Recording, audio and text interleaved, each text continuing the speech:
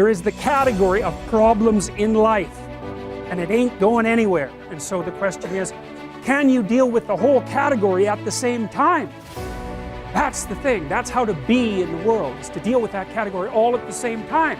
And so how did human beings, what did they come up with as a solution? And that's so cool too, because the solution they come up with not only was the heroism that allows you to approach what you're terrified by and what you find offensive and to learn from it, but also the idea of sacrifice, and that was played out by cultures everywhere, including human sacrifice. And you think, what the hell was up with those crazy bastards so long ago? They were sacrificing the gods all the time.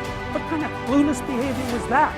Burn something, please God. Burn something valuable and please God. It's like, what was with them? What were they thinking? Well, they weren't stupid, those people. If they were stupid, we wouldn't be here. They were not stupid, and believe me, we lived under a lot harsher conditions than we do. So those were some tough people, man. You know, back then you'd last about 15 minutes. And so you don't want to be thinking of your ancestors as stupid. Like, there's no real evidence that we're much different cognitively than we were 150,000 years ago. So anyways, sacrifice. What does that mean, sacrifice? Well, it's a discovery, man. It's the discovery of the future. It's like the future is actually the place where there is threat. It's always going to be there. So what do? You make sacrifices in the present so that the future is better.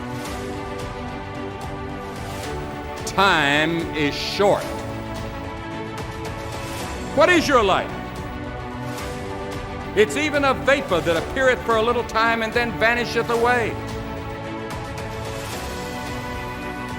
If someone had told me when I was 20 years old that life was very short and would pass just like that, I wouldn't have believed it. And if I tell you that, you don't believe it either. I cannot get young people to understand how brief life is, how quickly it passes. It seems like yesterday I was in school.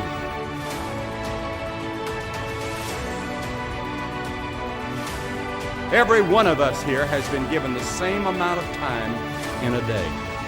1,440 minutes a day, 168 hours per week. The days of our years are 80 years and 10. And if by reason of strength they are 80 years, yet is their strength labor and sorrow, for it is soon cut off, and we are passed away and cut off. 70 years God allows us. And it's interesting to me, with all of our medical science, we've never passed that magic mark. The average American male today lives 70 years and 4 months. The average female, 73 years and 6 months. More people live to be 70, but the average age of an American is still 70, as taught in the scriptures. Now, 70 years God allows us. Let's think a moment. What do we do with those 70 years? The first 15 are spent in childhood, and then 20 years we sleep. And then the last 5 years, physical limitations are curtailing your activities. They haven't curtailed mine yet, but my 50 up till 70 starts next year.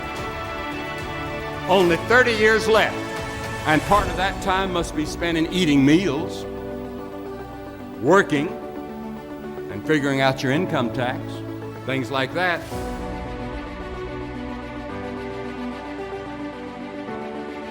Now is the accepted time. The things we ought to do, the classes we ought to take, the books we ought to read, do it now. The family that needs you, spend more time now. Write that letter home now that you've been meaning to write. Money you ought to give now. Time for study, do it now. People you ought to witness to, do it now. Every time the clock ticks, it seems to say now. Today, if you will hear his voice.